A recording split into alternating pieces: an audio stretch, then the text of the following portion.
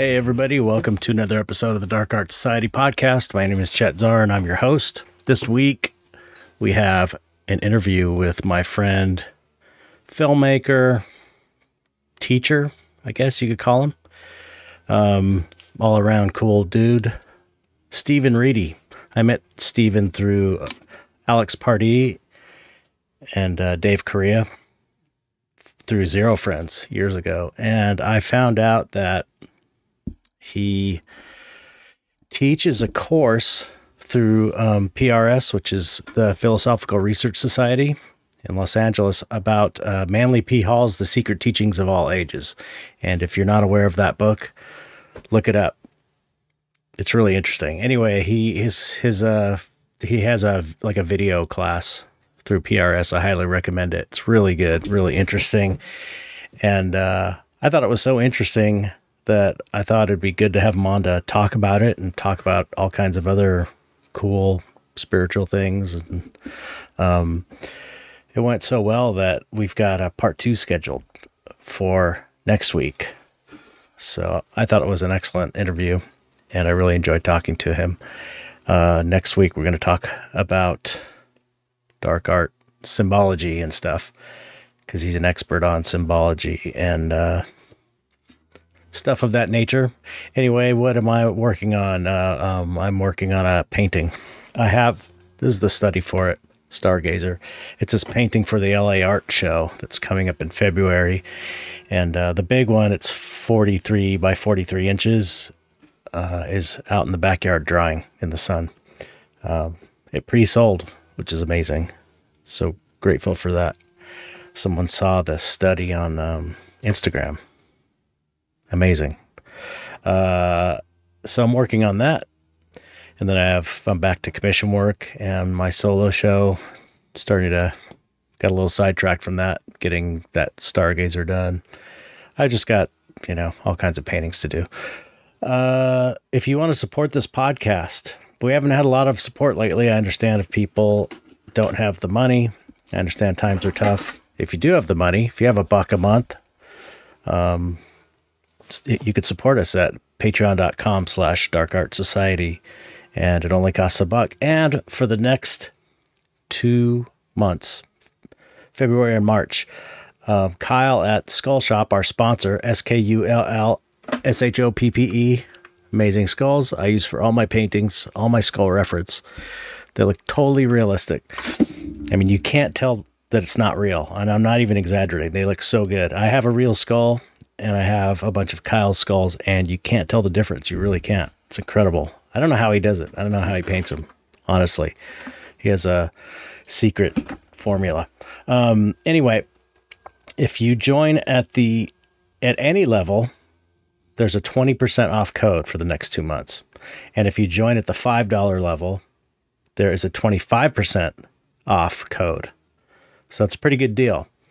So you can support the podcast and get a good deal on the most amazing skulls you can buy at skullshop.com, SkullShoppe.com. And Kyle does this because he's such a fan of the show. He listens to it all the time. He tells me, and he loves it. And he's a really great person, really cool guy, and happy to be associated with him in this way. And I appreciate what he does for us, for the community. He's doing this for the dark art community. Anyway, so join up at, I actually wrote a list of things that finally 6 years into it, I wrote a list of what I need to talk about every intro. You can go to patreon.com/darkartsociety, join for $1, get 20% off Skull Shop Skull, or you could join for $5 or above and get 25% off Skull Shop Skull. Thank you. Okay. And I have a Patreon too, if you want to check out what I'm doing. It's patreon.com/chetzar. Anyway, here we go. Great interview with Stephen Reedy. I hope you enjoy it. Thank you.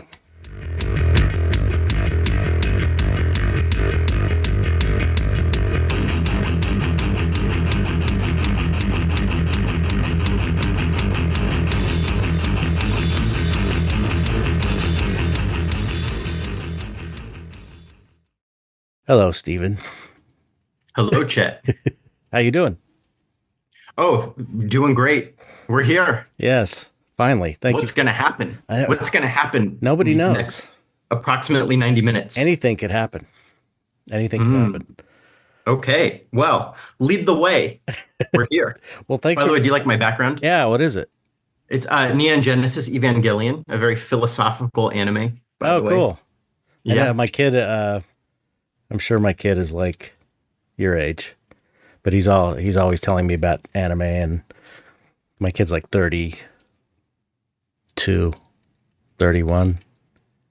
It's a good age. I'm a little bit older than that. Okay. But Well, anyway, you I look think young. you'd like it too. I actually don't like a lot of anime. I probably like two Oh, anime. really? But when they're good, you know? Yeah, no, he's always telling me about the certain ones that either like ones that have really cool monsters or really cool ideas, and it's like Well, I'm old, it's so I kind of missed it all. it's absolutely esoteric philosophy, by the Yeah, way. It's yeah. this whole metaphor of like the giant robot is like the human vehicle, and then the human driving it is like the soul. And they really play with this. They Oh, even cool. weaponize the ego Wow. as a force field against incoming angels that want to destroy the world. But why? And then when uncovering that, there's some good Okay. juicy philosophy to play with, your kind of stuff. Yeah, I'll have to watch that. Yes, thank you for coming on. I appreciate it. I mean, Hell yeah. it's about time. I know, right? So we met through Alex Party, correct? Yes. And that was how many years ago? 10, My God, 15? I don't I even think know. so. I peripherally knew who you were because of your movie work, and I'm a nerd for monster stuff. Like from Todd McFarlane on up, I just fell in love with cool dark art, Hmm. right? And then Alex Party went on a nationwide quasi autograph tour of sorts, Hmm. quasi art show, quasi autograph tour. There's more to it, but part of it is we were also documenting finding all the creative people we could around America. And Right. you were the last stop. Oh, that's right. We went Yeah. to your house, and I didn't realize that the paintings and the creature work were the same dude. Like Hmm. I knew your creature work, but I had Okay. seen your paintings not knowing who did it. So that like blew my mind, and that was about 13 years ago. 13 years ago. Wow. Yeah. Yeah, Yeah. Well, we hit it right off. But you guys are so nice that it's easy to hit it off with all three of you guys. It I was you think we and just like creative people. yeah, You know what I mean? you and That was the goal. Hang out with creative people and crack their heads open yeah. and see what's inside. It And was you taught us how to sculpt That's right. texture. Yeah, yeah. You and Alex and Dave. Dave Korea. Was that it? It was the three of you, right? Or was there a fourth There person? might have been for part of it. We had two other folks. Okay. Sean Leonard was there some of the time. Oh It yeah, might have just yeah. been us three though at that Yeah. point because we Okay. were dropping people off at various Right. states and they join us for other states and then like get off the van and hang out with family and like you know but when we showed up, yeah, it So was. I believe it was at least the three of us, and I remember you taught us how to texture sculptures with, I think, like a football to put sort of that porous kind of. Does that make sense? uh Was it rolling like a football or a basketball? no. No, I'm thinking something It's else. I mean it may have been texture stamps that were made from like oranges. Like rubber molds of oranges that you That kind of makes sense. press. Yeah, You flip them inside out and uh it's those little nuanced tricks that are always so masterful and amazing. It's like magic tricks, you know. yeah, it's fun. So Sculpting is so so much fun. so that's how we met, and then it opened up over the probably 13 years it's been discussions about philosophy and inspiration and various types of inspiration, Hmm. and that's where it gets very fascinating, right? Like, well, what is creativity? What is inspiration? Where does it come from? Yeah. Within, without? What are the flavors of both? You know? Hmm. And I think that's what our conversations have been ever since. Yeah, yeah. It's like we've hold on, I gotta shut my door. I left my door open. Hold on. Shut that Uh, door. yeah, it's we've just talked behind the scenes, I guess. Yep. Up until recently when I did my we met back up again when I spoke with I did a speaking engagement with Mitch Horowitz at Philosophical Research Society, and Yes. you introduced it, which was really cool, really nice of you to do. And yeah, and so it's just like, and okay, and then I took your course, The Secret Teachings of All Ages. A guy, I forgot the name of it. A guide to Manly P. Hall. Yes, it was, but it was like a guide to the secret teachings of all ages. It has the longest name ever, and we just decided to go with it. I said it as a joke, and then we went with it. It is the basic keys to the secret teachings of all ages. Which, by the way, I need to unpack. I can't just say that because that sounds it's kind of douchey unless you actually unpack it. The Secret Teachings of All Ages is a very famous book. It's about 100 years old. And it's written by Manly P. Hall, who was one of the first dudes to travel around the world. Traveling around the world just a few decades earlier wasn't possible because this thing called an airplane didn't exist. Right.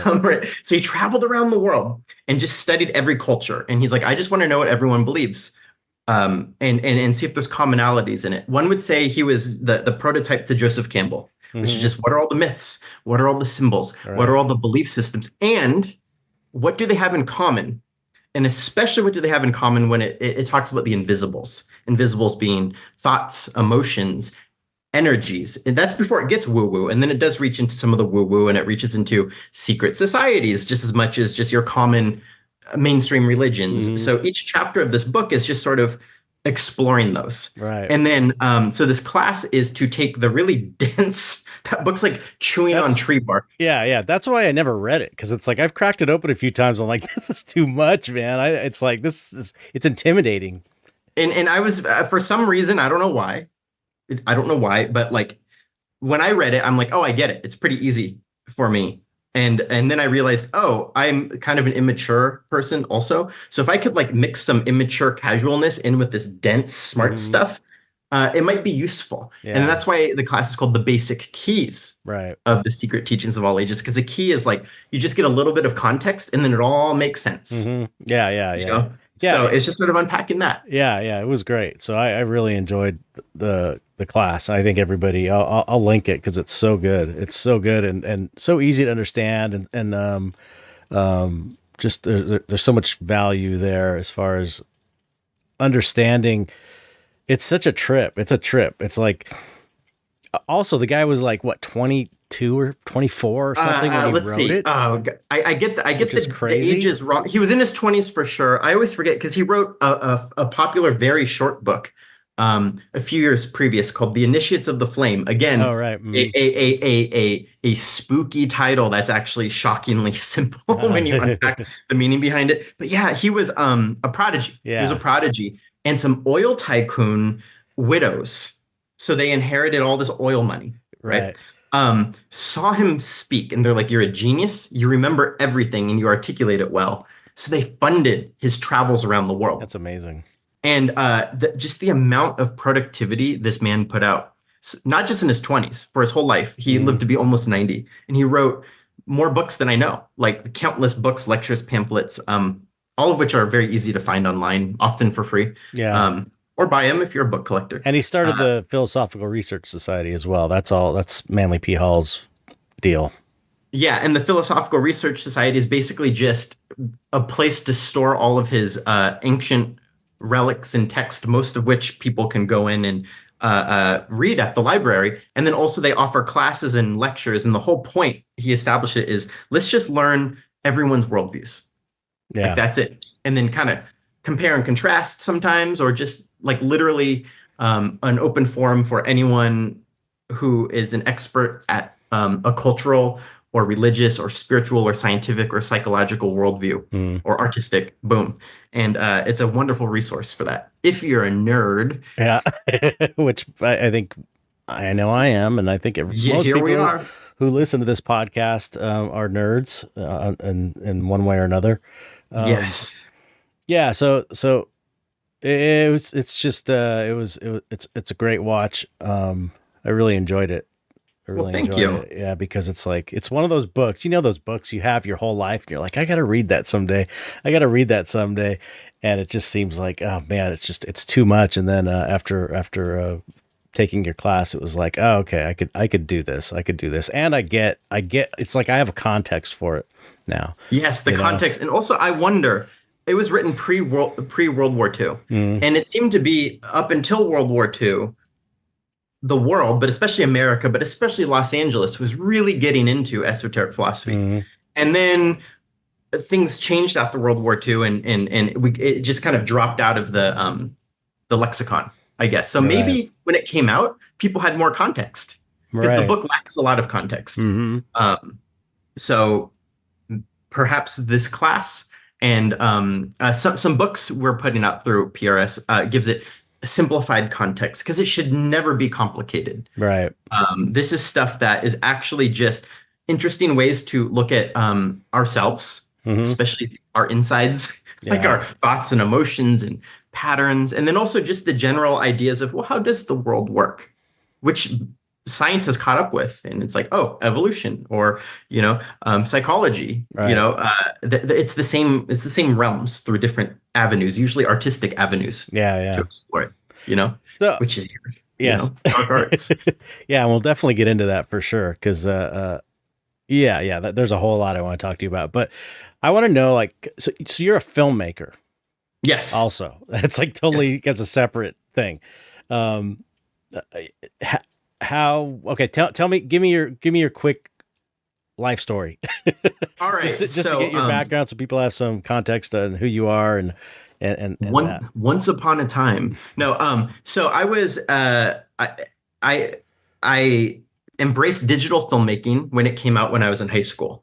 It opened the doors because I didn't have any money growing up, you know what I mean? Especially as a teenager, I worked at a kid's Foot Locker, right? So when mini DV cameras came out, it's like, oh, we could do this. Oh, this is crazy. So I Yeah. just started making like kung fu films with my friends. And Yeah. then eventually I met up with some stuntmen and they became like my best friends, and we'd make like martial arts movies together. Uh, And then one short film we made actually blew up. This is like before YouTube.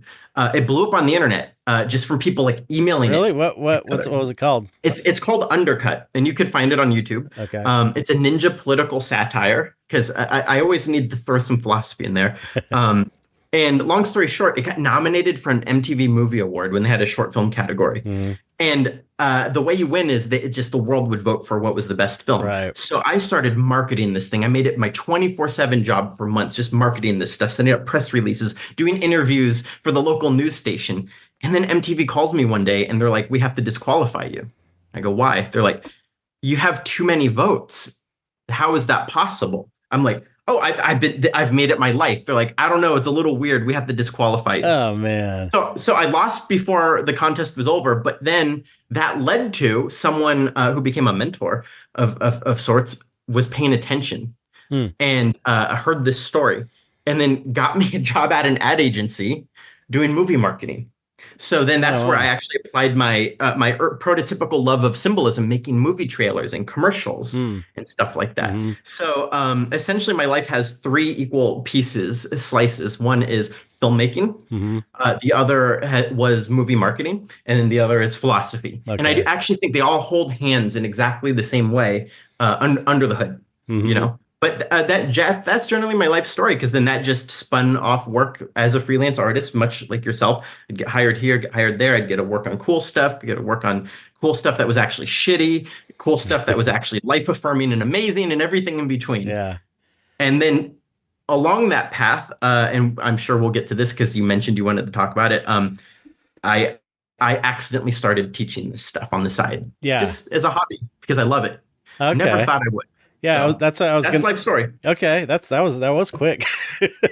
I skipped the first 20 years. Somewhere in there, I studied metal sculpture, by the way, which was how we'll get to it, but that opened the door to philosophy, strangely enough. Studying sculpture. So yeah. Okay, so yeah, how did you start teaching? Because you definitely have a talent for it. It seems like from taking those classes. You're really you're good at it. So how did why and how? I mean, how did that happen? So there's two versions of the story. I'll do the mundane version first, Okay. which is I was always interested in this stuff. I was always curious about Since you were a kid? since I was a kid, Because since I I've was a been in little kid. same I'm here talking since I like was age 4. Yep. I'm asking my parents and teachers like, what is create? Like these are questions that have always been orbiting my brain 24/7. What is life? Like what's the thing that leaves you and then your body falls over dead? Why? Right. How does it work? Where is it going? What's the purpose? But more than anything, actually, it was what is creativity? I used to read Highlights magazine as a little kid. That's a magazine for little kids. I remember Highlights. And magazine. apparently Highlights magazine is so old that I used to read Highlights magazine when I was a kid. it's been around since the advent of the written word, I think, on cave paintings. Highlights magazine, cave paintings. No, but I would actually, with angst and frustration, ask my parents, like, how come everyone draws the same thing? It's always the fucking stick figures next to the house with the sun. You know what I mean? And I was just furiously anxious. Why is there creativity and why is there generic creativity and all? So really, what is the creative urge made me obsessed. Then as I got older, I noticed cultures from around the world, and including ancient cultures that never could have communicated with each other across the oceans, believed kind of the same things sometimes, had the same symbols with the same definitions, and generally the same myths with different details. And I'm like, why is that? YouTube comes out. And I'm like, oh, a resource. Well, it was mostly wacky conspiracy theory stuff. I'm not saying all conspiracy theories are wacky, but a lot of it was just like absurd BS, right? Right. But I'm like, a resource to start looking for this stuff. Then I came across, because some crazy things happened in my life, spooky, interesting things we'll get to. I'm like, I need to understand. I need to understand what's going on here. And I come across Manly P. Hall and Joseph Campbell and Alan Watts, right? But Manly P. Hall, he was a really great introduction to this stuff. And I'm like, oh, here's a man who talks casually about this usually woo-woo, crazy, weird stuff. So I became a fan of his books. And then one day I realized, I'm reading the book, I close it, and it says published at, and the address is 2 blocks away. What? So the next day I walk over there and I'm like, am I going to get kidnapped? Is this a spooky cult? Whatever I go in. Are you from LA? Were you born here? I'm from San Francisco, but I've been in LA like 20 years. Okay. You know what I mean? Okay. Anyway, so I just start hanging out at this place, the Philosophical Research Society, but not just there. I try to hang out whenever I'm studying anything. I try to actually go and hang out with people who are part of it, go out to dinner with them dozens of times, travel with them, all that stuff. So the Philosophical Research Society was just one of many islands of knowledge I was researching, but I lived 2 blocks away. And I just spent like 12 years hanging out there. And then one day, the former president was like, you kind of know a lot. Do you want to do a lecture? I'm like, sure. And I did a lecture. It went well. And he's like, that went really well. So he must have saw it in your personality and your knowing what you knew, but also your personality. Well, and also just whenever I could, I just wanted to be there. I just wanted to soak it up. It's my hobby. Some people like watching football. I like watching philosophy lectures. I don't know why. I don't know why I'm built this way, but I am. And anyway, so it just became, I've been hanging around there 12, 13 years. And about 6 years ago, they're like, yeah, do you want to lecture? Oh, that was good. Do you want to do a class? Oh, that was extremely successful. Do you want to do another class? And so I have 4 classes there. And that's about it. I'm not going to do any more for like probably another decade. I need to learn more. You know what I mean? So that's how I got there. Okay. That's cool. Yeah. Yeah. Okay. That's how I got there. That's how I started teaching. Yes. But that's the on the surface. Yes. Because I have a weirder story of how I got there. I am curious to hear the weirder story because I know a little bit about the weirder story. Oh yeah, well, you know what's wild? You told me a little bit about the weirder story at Zello. Okay, that's the story you're talking about, right? Yeah. Well, now I wonder if you remember this. It was probably around 2010, 2011. You and I were talking on Facebook Messenger. And I think we're actually talking about, there was like a dog that needed to be adopted. And I'm like, oh, like you posted about it. So I'm like, oh, I'll post about it. And then we started conversation. And then we stared talking about your upcoming show, Ego Death. Oh, okay. Wow. Yeah, that is. And then we started talking about something that's a tricky topic. And I want to investigate the trickiness of it. But it would be a thing called mushrooms. Yes. Mushrooms, which I've only done once. Just Oh, one really? time. Okay. And I did it because I'm not a drug dude. I don't even drink alcohol. Like it's coffee and water. That's all I touch, right? Yeah. But I was doing this as research Hey, that's because what when I first tripped, it was the same thing. It's like I was Mr.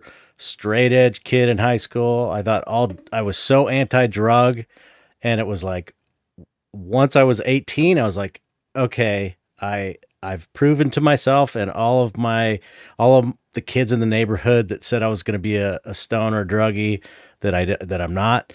And so, and I want to try this. I've been reading about it for years, and I just went in with the totally the correct intentions, and I had the amazing experience, I think, because I waited until I felt I was ready, and I went in with the right attitude. it was almost like a sacred Yeah. quest for education, Yeah. which is Yeah.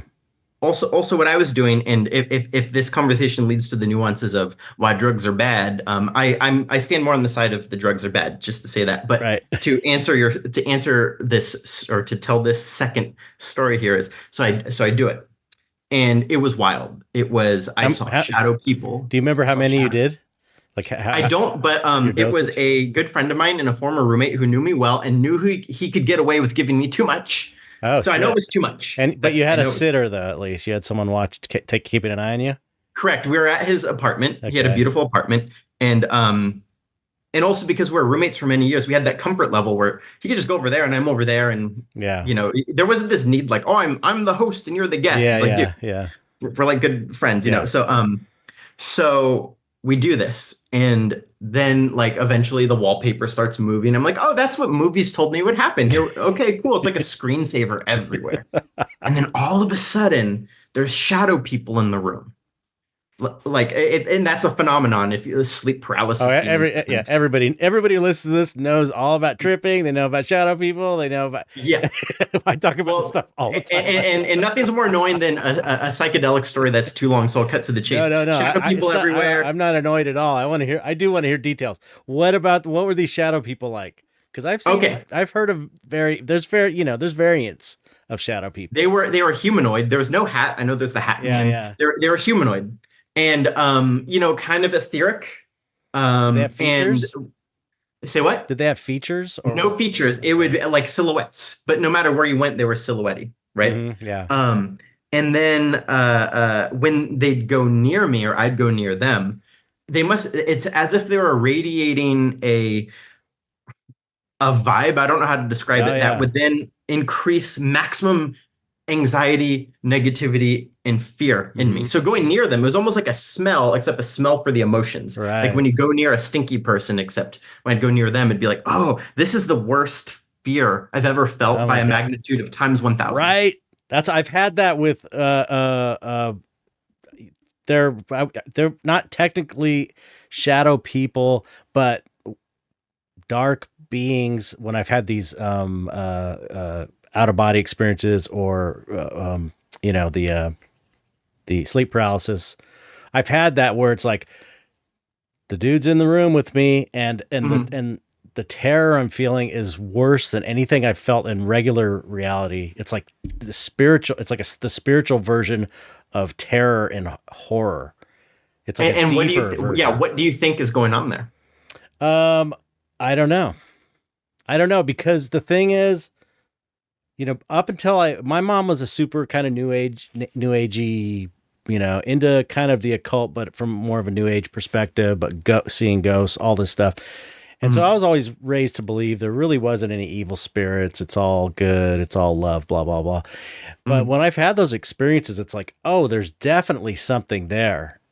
That, and everything is the same. It's all connected. We're all made of the same stuff, blah, on a certain huge, just like level.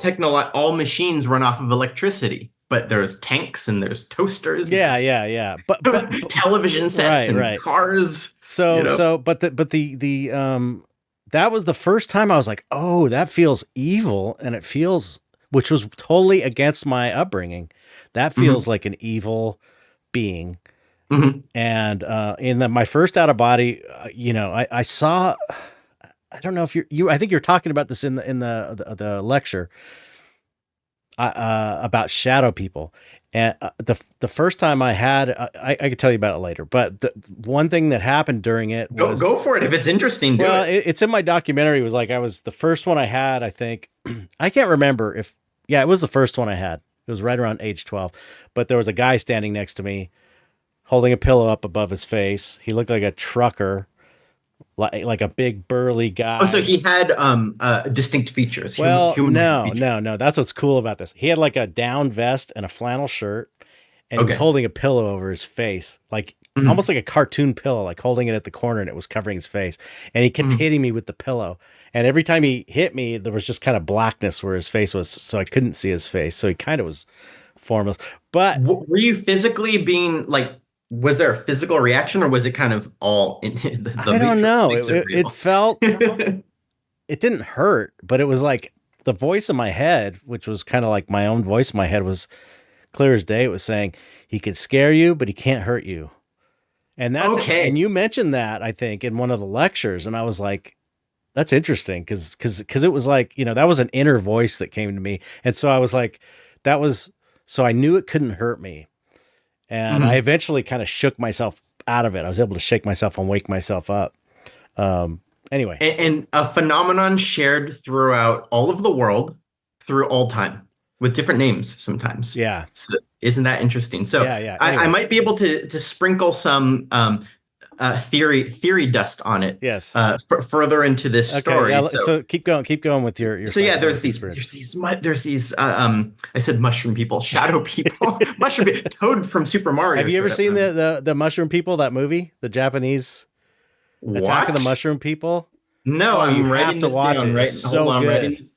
writing this down. Mushroom people. I think it's Attack of the Mushroom People. It's Oh my great. God. It's Japanese, the six, prequel to Last of Us. late 60s. It's so creepy and really actually well done. It's like a Godzilla movie, but with mushroom people, like that kind of Um, vibe of the Godzilla movies. Amazing. But it's Well, I good.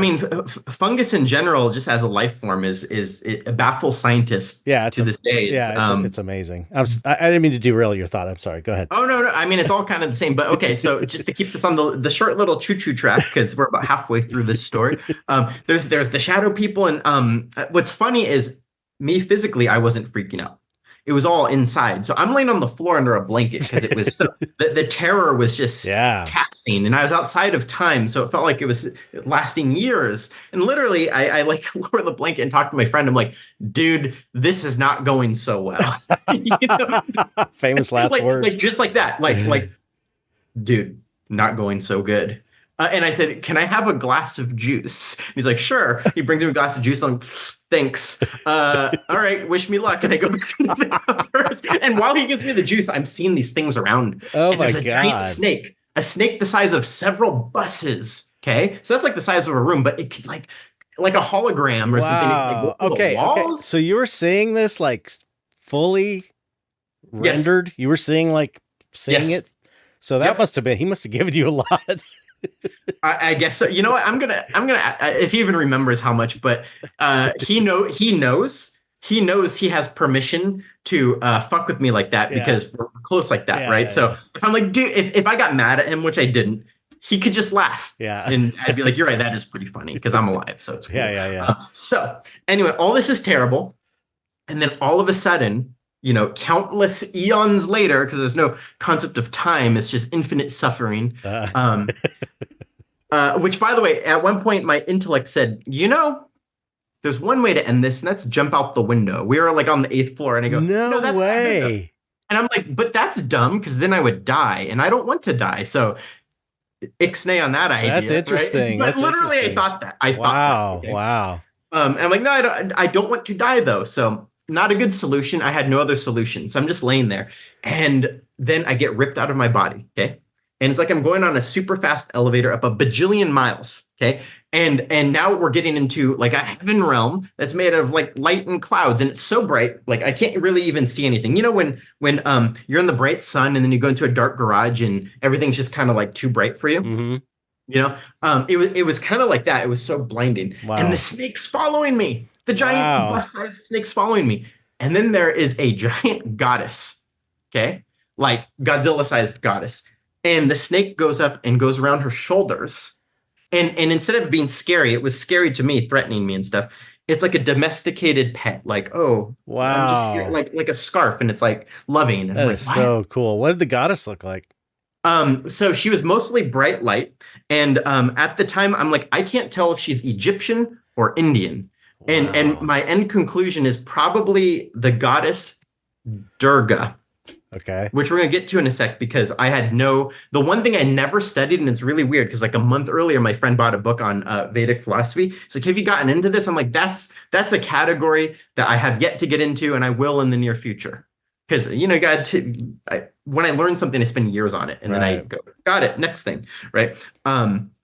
So then she starts talking to me like telepathically. This is such a, oh man, It doesn't it's sound funny weird telling to the me. story because it's insane. It doesn't. I mean, having had a lot of these kind of experiences, it sounds like And remember, totally reasonable. all of this answers your question. How did I start Yeah, teaching? yeah. So she basically goes, okay, go get a pad of paper, okay, and draw a couple things. So she like gives me images to draw. Maybe I could draw it in a sec, but so I draw them, and she goes, okay. And then she goes, do you want to know why you were born? I go, yeah. And she goes, yeah, you work in the movie industry. You're good at it, I guess. Like that, like, I guess. You could do it if you want. That's not why you're here. I'm like, what? And she goes, but you're good at it and you'll make some good money. So, do that if you want. But the reason you're born is not that. I'm like, I was so bummed. I'm like, Yeah. my career. And she goes, the reason you were born is because you have this ability to absorb hyper dense, hyper complex data, understand it easily, and then regurgitate it to explain it kids book simple. Mhm. That's what she said. She says, you're supposed to do that. And I'm like, but what about the film industry? My ego is all tied in with that. And I do love doing it. And there's a lot of philosophy into why it's important to still do that. Like, dharma, purpose, meaningful work, all that stuff. But she's like, yeah, you could do it. You could do that if you want, but you're supposed to teach complex stuff about how life works and how reality works. Kids book simple. I'm like, man, all right. And she goes, also, do you want to know what the shadow people were? I go, yeah. And she basically goes, well, long story short, in nature, every animal has a superpower. Scorpions have stingers. Humans have the prefrontal cortex to reason. Sharks are just super, super direct and crazy with it. Birds can fly.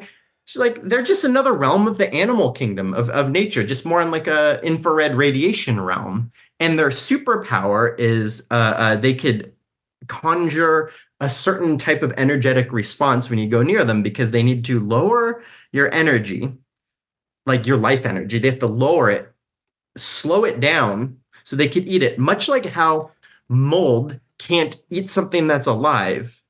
But then once that living thing drains its life away, so it's near dead or completely dead, then the mold can eat it. Or much like how when you're healthy, you have an immune system that keeps viruses away. Their whole thing is they come to you and they if you consent to it, if you engage with fear, it could lower your, say, how about mental, emotional immune system, we'll say metaphorically, and then they could feast on it. Because only when we engage in fear, pain, anxiety, it's like the fire that animates us kind of slows down. And they're like, ooh, now I could eat it. But if I tried to eat it when it was vibrant and healthy and positive, it would hurt me, much like how sunlight kills viruses. Right. Sunlight killed mold, right? She's like, so that's all it is. And I'm gonna have to set you down now because you have to pee. And they're gonna be there. And all you have to do is not be scared of them.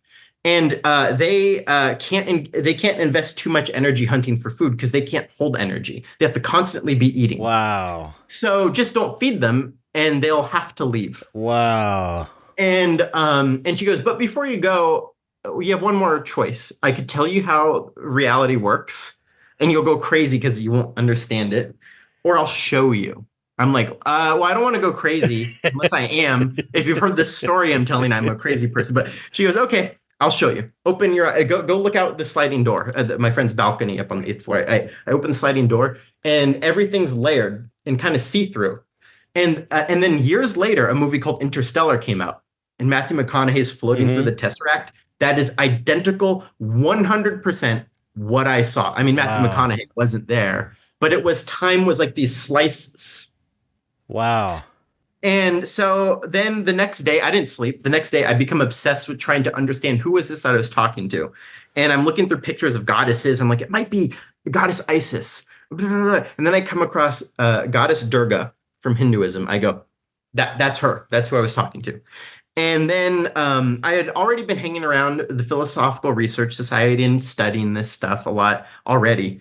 But then it's really weird. I just kept doing what I was doing, just learning in my spare time.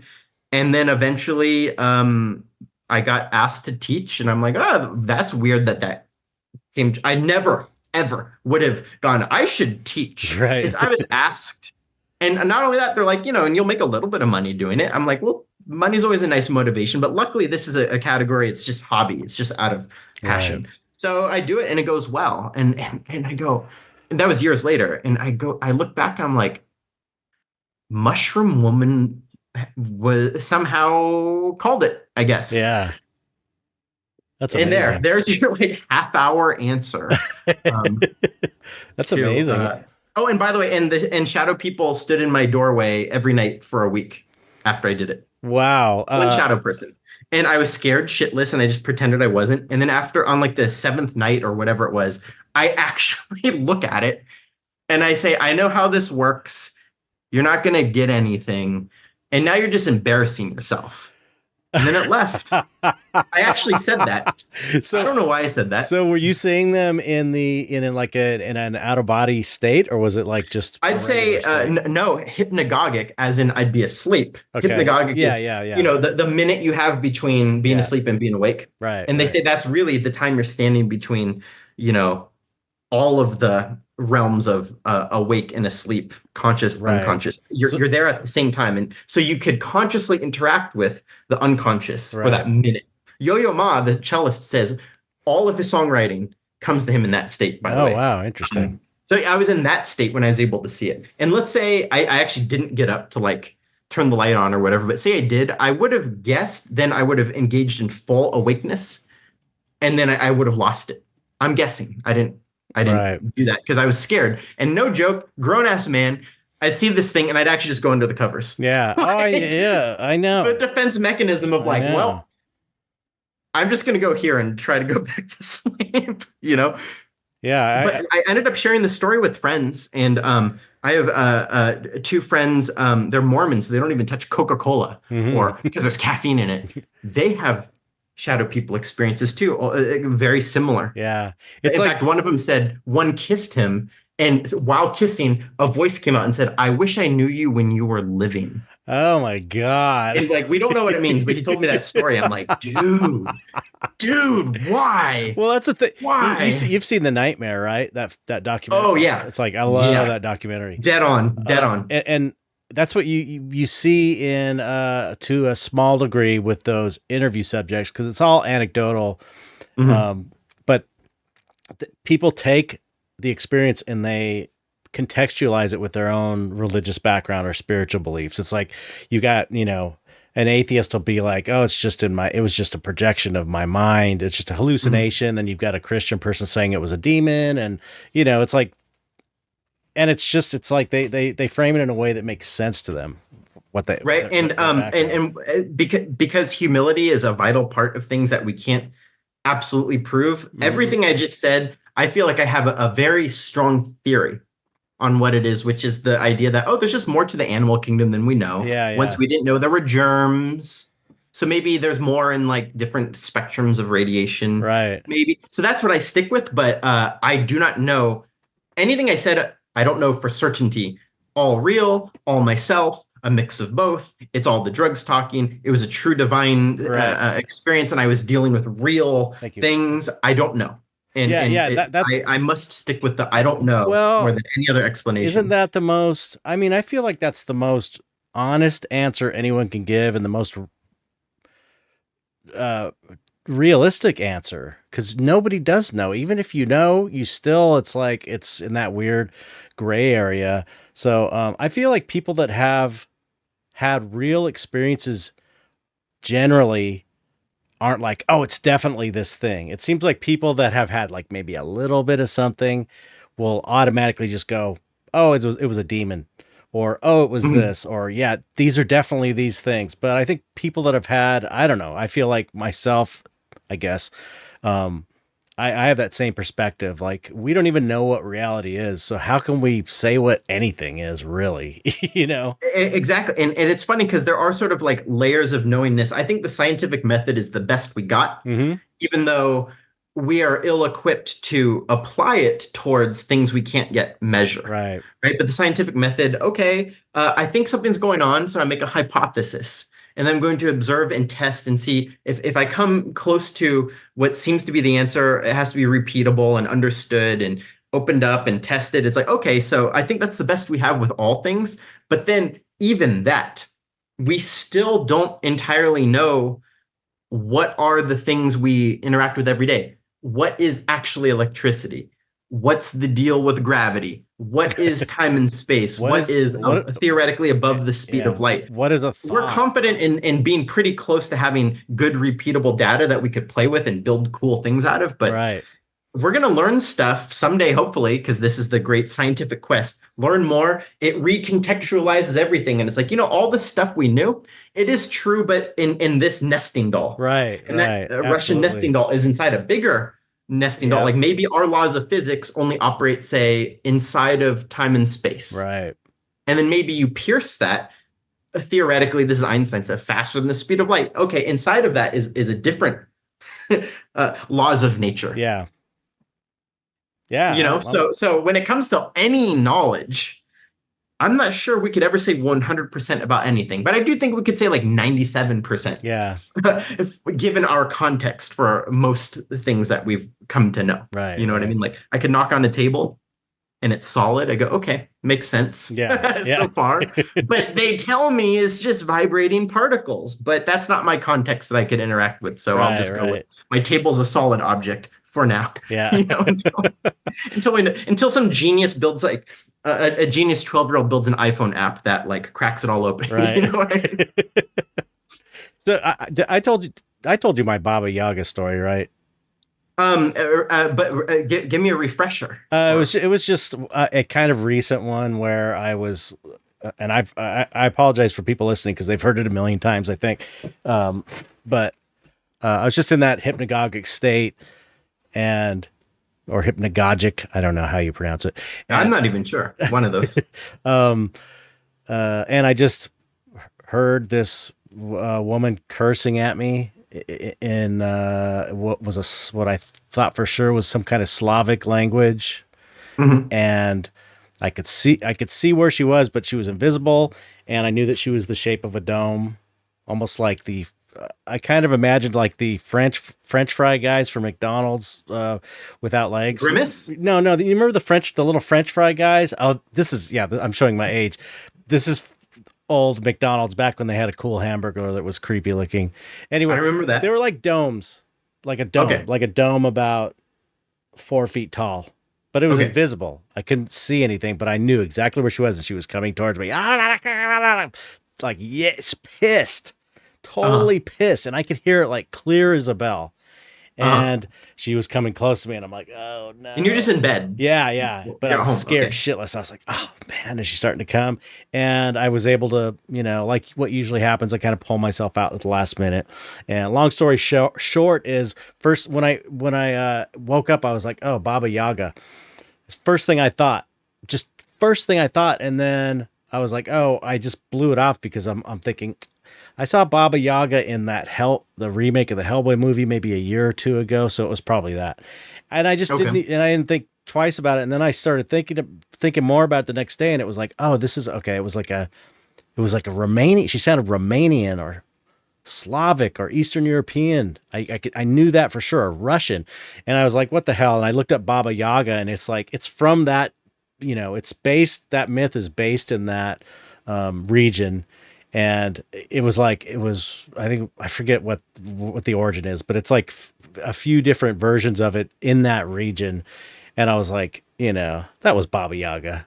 Why she visited me, I have no idea. So there's not more meaning to it, but it was an experience that happened, but you didn't, it didn't like. It was like I knew it. Well, even as soon as I woke up, that word popped in my head, and I just kind of blew it off. And then I researched it, and I was like, oh, I didn't realize it was like in Eastern European or Russian or Romanian or whatever it was. And and it just was, and it was like, if I could have recorded, I'm sure she was cursing at me in Russian or Romanian or something. But anyway, that was a pretty recent one, last few years. But I was just telling somebody, I don't know if it was on the podcast or not, but I had this thing where I was laying in bed and I saw a black figure in the hypnagogic state standing at the foot of my bed, like a demon thing, shadow person. And they just went, woo, did like jumped up, did a swan dive and jumped into my chest.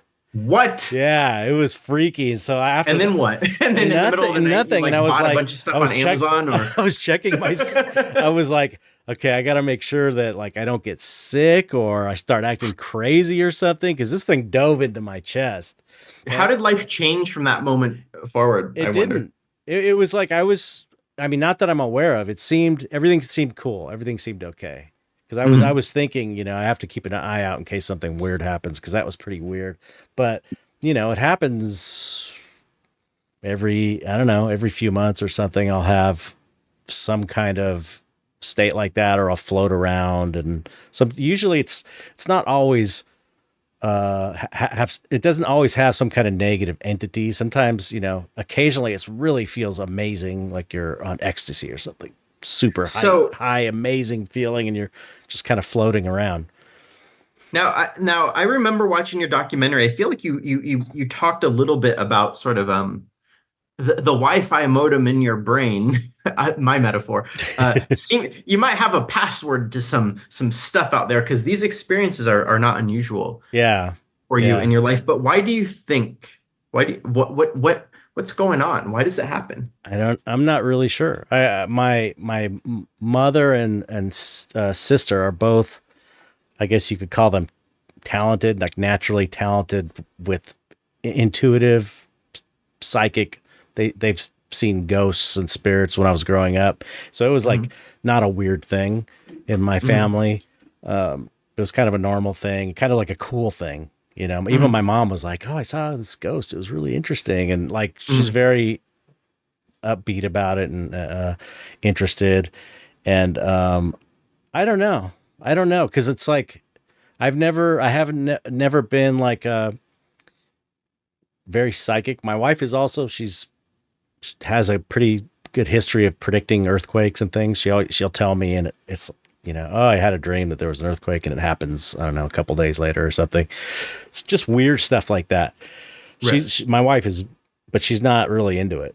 It's just kind of natural. But something happens. Yeah. And I've never really had that, but I have had the out of body thing. I feel like that's my talent, my natural ability. And if you're in the X-Men, your ability would be. But it's not even state. It's not. It's not even that controllable, because most of the time I can't control myself. I'm just sort of floating, and I can't.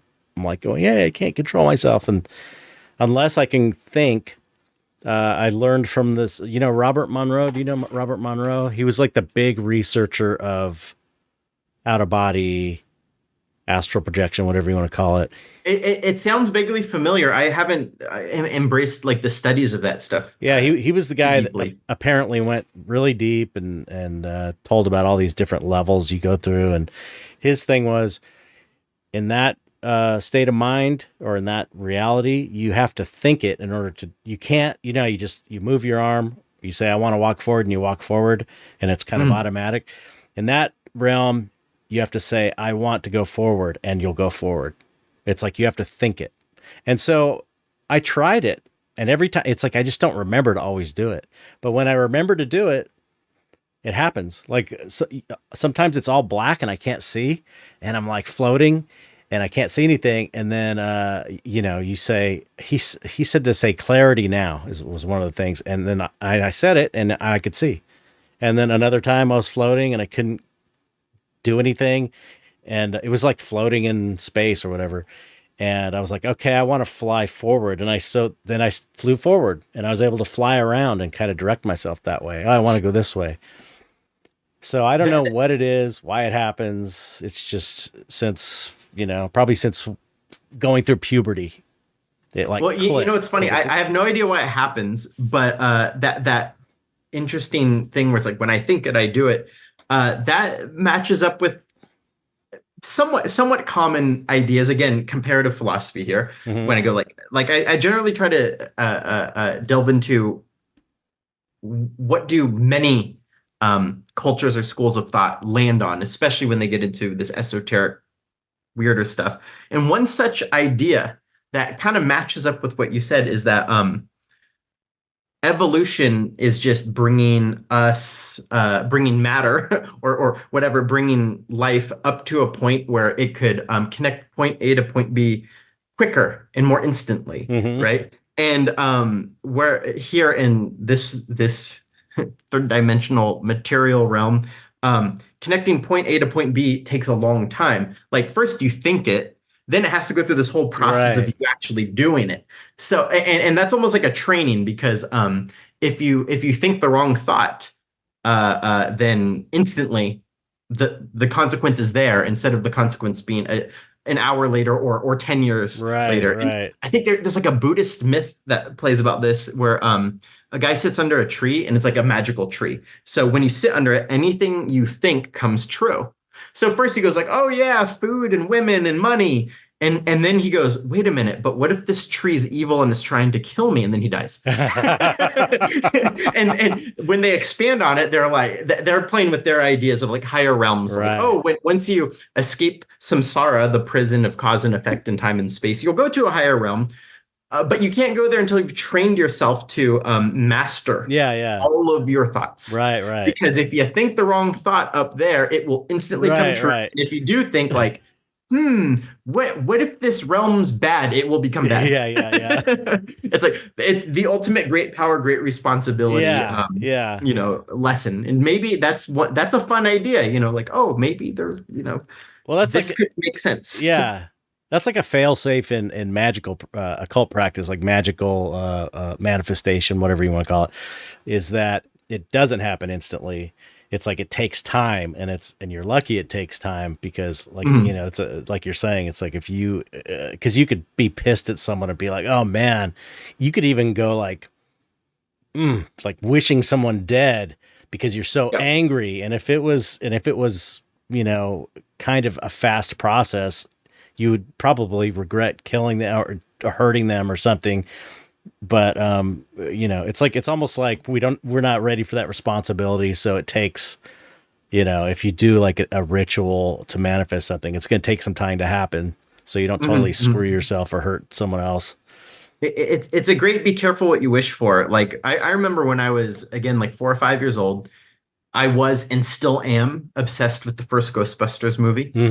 Second one's pretty cool too. But my neighbor had Ghostbusters toys that I didn't have, and I wanted them so bad, so I stole them from his backyard. Wow. Because the fury in me, it overtook me. And I'm I need it. This isn't fair. I deserve it, right?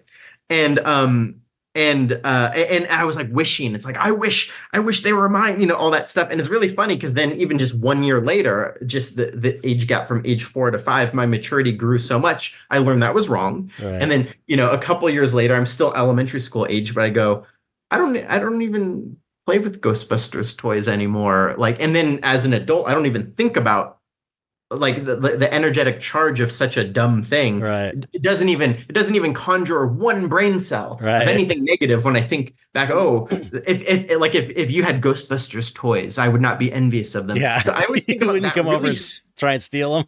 Yeah, and it doesn't conjure negativity or jealousy or the urge or the desire or the attachment. And I always think about that as like this lesson of like the things that bother me today.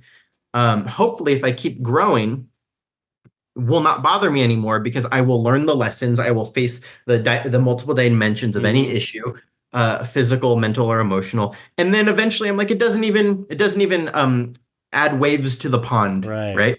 And I think that that's actually one of the main core ideas of what any esoteric philosophy is, or just what life is. We're just learning to master things so they don't mess with us, so we can then continue connecting point A to point B Right. faster with Yeah. more mastery. Yeah. And we start changing what the point B is.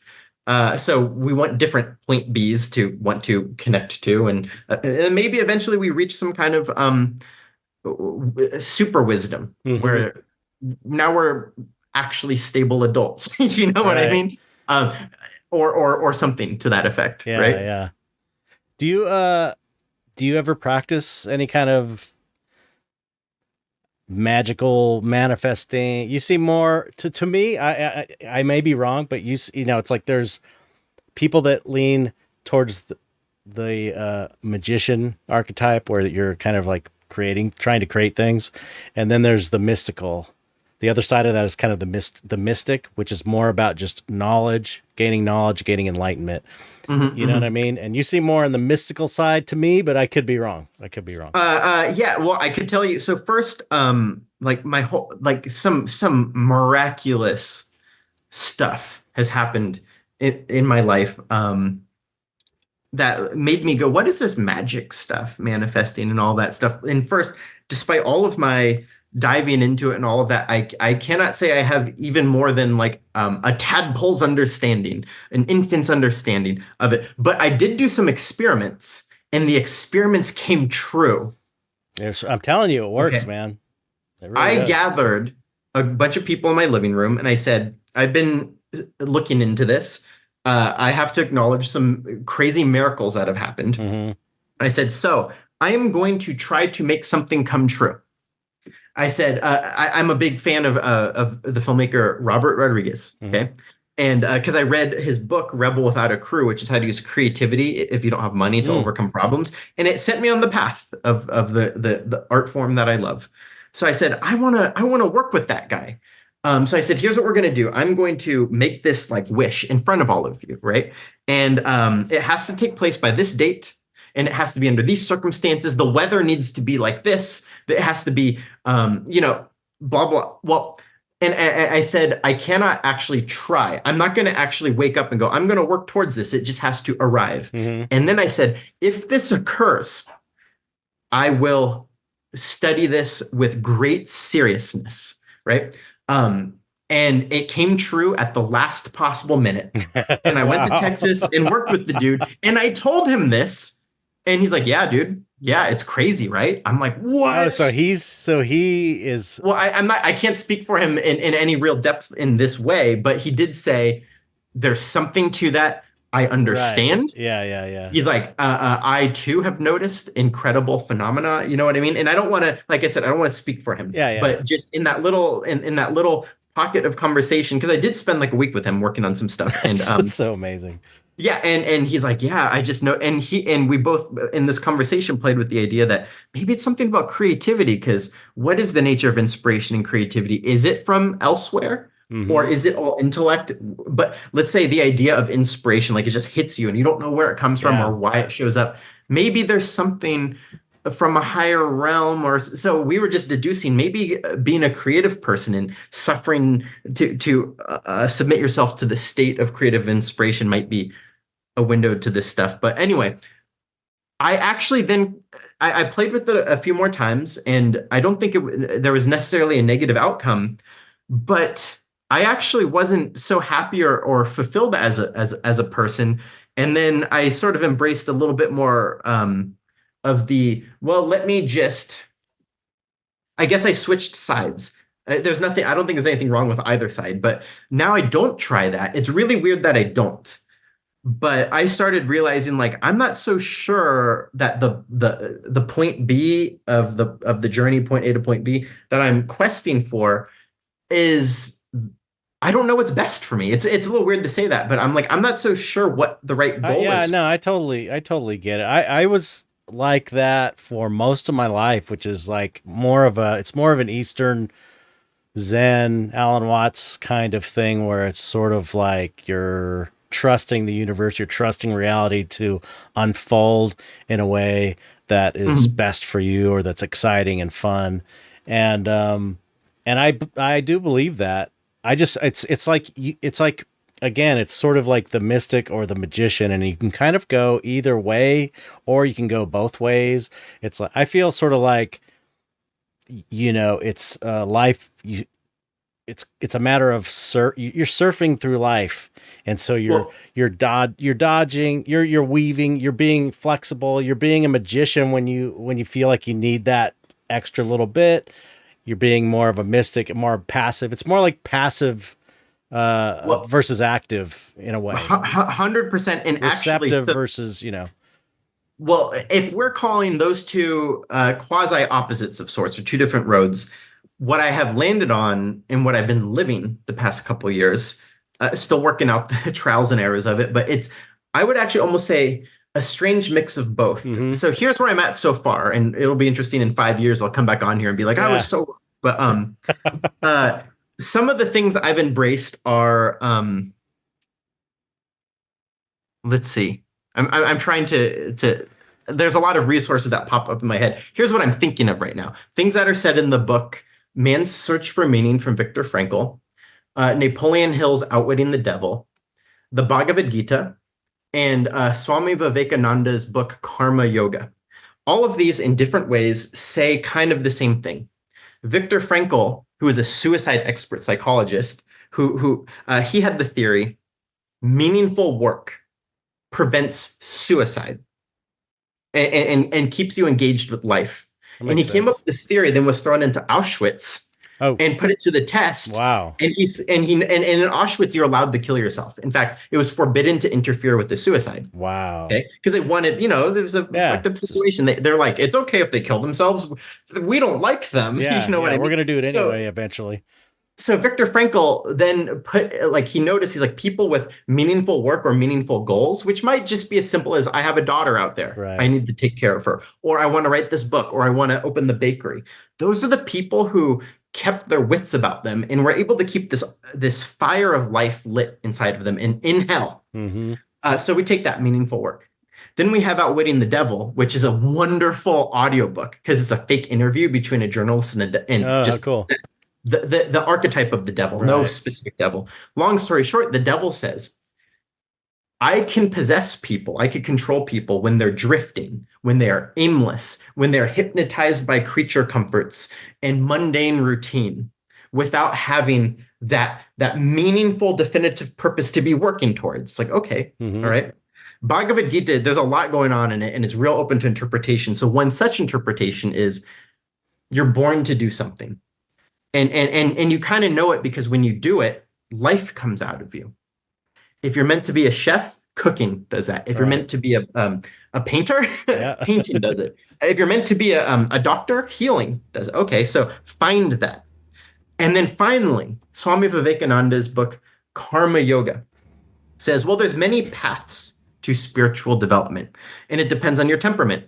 Some are intellect only. Some is through song. Some is through renunciation of the material. So live in a cave, don't own clothes, don't have sex, be as poor as can be, because the material world is an addictive trap that will pull you backwards. But for those who are in the material world, there is karma yoga, which is whatever work you do, realize it's a spiritual act, because by doing work, you're paying attention to how the energy in you is moving through your mind, body, and emotions. And the whole game here is to get life energy to radiate out of you. And that life energy might be the force that is evolving you, right?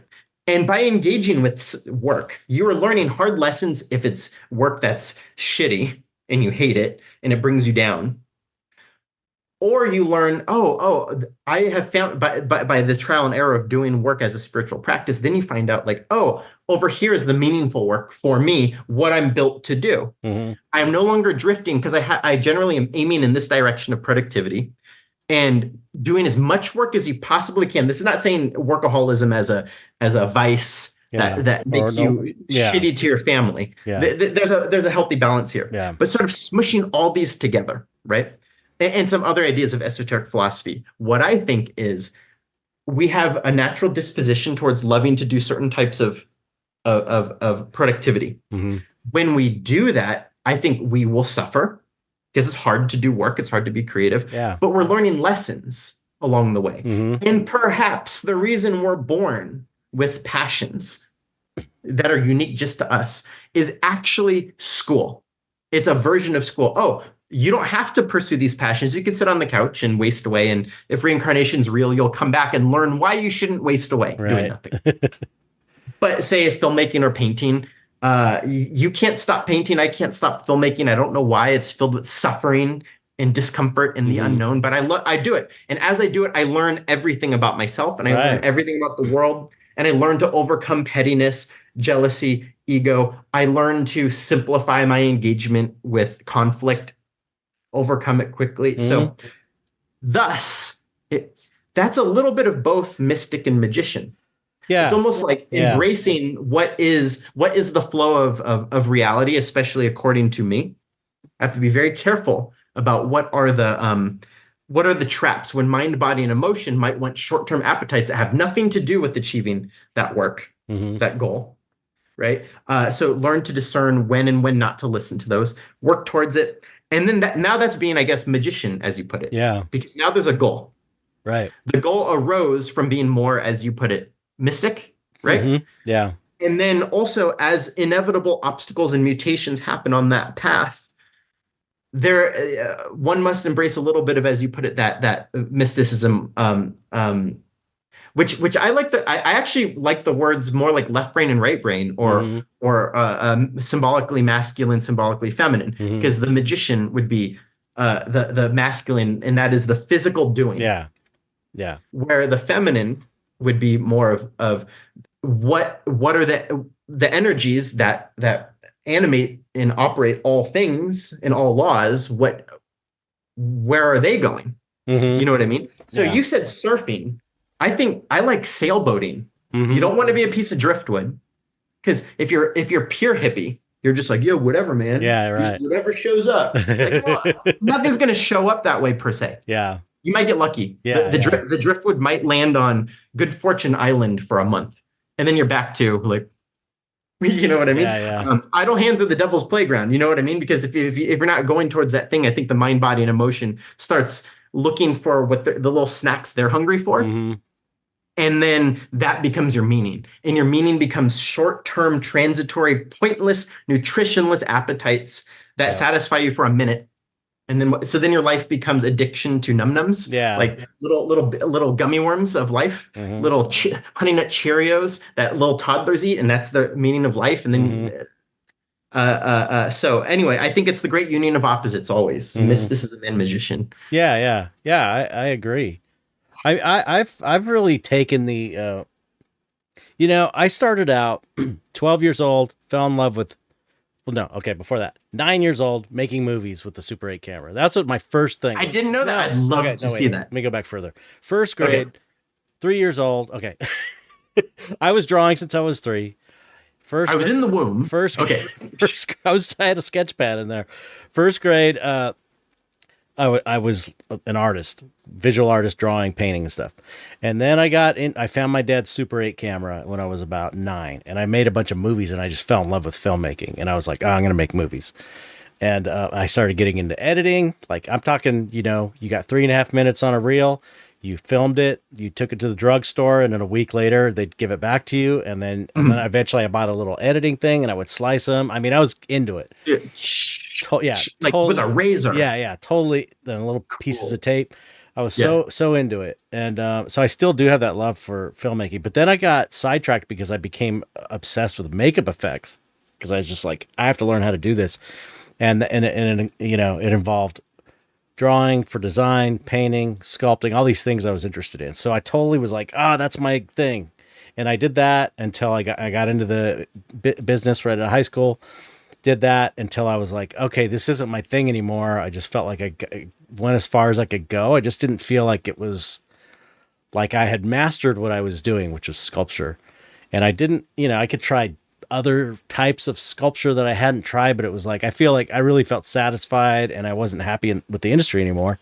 And then I was trying computer animation because that was really fun. And it was kind of like movie making, 3D animation. Mm-hmm. And then also I also, while I was doing effects, I had a band, which I was like trying to make it in my band. I was totally into music. And that I had to give up on after 10 years. It was really hard. But my band broke up for the last time. I'm like, I got to move on. Then I got into computer stuff. And then I ended up getting into painting and realizing that was my thing. That was the thing. And it goes back to it's the earliest one. It was the earliest desire or obsession. And what makes you stick with it? Like, can you even articulate it, or is it just this is what animates me? Yeah, it's life moves through me. Yeah, exactly. It's just so fun. I feel like I can do it the rest of my life and I won't get bored. And there's not constraints on me. Like in the film industry, part of the problem was you're limited to how cool they'll let you make stuff. Because a lot of times they don't even want you to make it that cool. They want it to look like something else that was popular in another movie. And, yeah. And you're trying to, that's one of the things I hated is you're trying to make their movie. Like all creatures do look the same as a whole for like a generation. Like every 10 years, it's like, oh, let's do the Cloverfield monster thing. Yeah. Everything kind of looks like the Cloverfield one. Okay. Then the next, it's like everything kind of looks like Predator or, Yeah, totally. So, but point being, I finally feel like, okay, I arrived. This is my thing. This is my thing. And, and I just was painting on this thing for the flower right there. Yeah. Oh, that's a skull back there. Ooh, yeah. What? Okay. It's for a painting for a show I'm going to be in next month, and I just did that. Like I started painting in the evening, and I went until like 3:30 in the morning, and I felt so energized. I was just like, it makes me feel like energized. I don't know how to describe it. And then the next night I did it again. I worked until 4 a.m, and it was just like I just felt driven by this thing. But my point I was getting at is I really have started to realize, I don't know, maybe 5 or 6 years ago, I started learning magic, right? Meditation, really focusing on meditation and stuff like this. And I learned enough to where I can make things happen if I need to, or if I want to. And, but to me, this is my spiritual practice. And it feels like it ticks all the boxes of what a spiritual practice should be like, which is like, humbling yourself to some kind of greater, higher power in the creative process, in the sense that if you want to make a good painting, you have to stay out of the way of it. It tells you what it wants to be. And this from filmmaking. It's like if you get hung up on an idea and you're like, no, it has to be this way, but a better idea comes in, or because of some limitation, if you're willing to, you have the judgment to go like, that is better. That's better than the idea I had. Right. And I'm willing to like put my ego aside for the sake, you're putting the project above your own ego. Right. For the sake of the project, because you're humbling yourself to the painting. It's like, this is, you're doing it. This is like you're offering to God, and you want it to be as amazing as possible. And so you have to not get hung up on what do I want. And so the process is the painting tells you what it wants as you paint it. Like I started off and these were kind of like purple, and I was like, you know what? It looks better white. And it's like, I could have gotten hung up on, but this is my original vision. But no, it looks better this way. And so, and that's like a, that's a, you're humbling your ego is, which it's such a perfect, like the creative process. What you just described, I think, is the best possible metaphor for esoteric philosophy, because you just put it right there, and we could say this on the smallest levels to the big of like what's inside you, Mm-hmm. to the biggest levels, which is like what's going on with the universe. Right. You know what I mean? And it does seem to be this dance between intellect, which is I choose to do this. Here is my technical skills, Mm-hmm. and I'm now going to set out to that destination. Or by my sailboat metaphor earlier, it's like, okay, that's where I'm going, over there, 200 Mm-hmm. miles that way.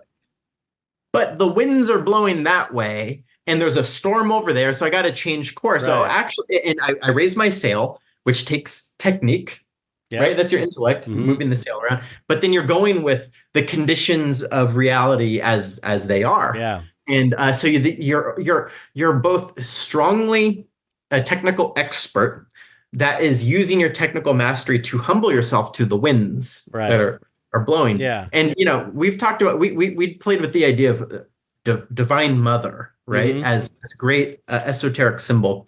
Divine Mother being one great way to describe the epitome of life itself. Mm-hmm. Why mother? Because it's that which birthed all things, and it's Yeah. the best we could. It's the best metaphor, perhaps, for like, well, what is life energy, right? Life energy is this symbol of any divine mother, and goddess Isis or goddess Kali.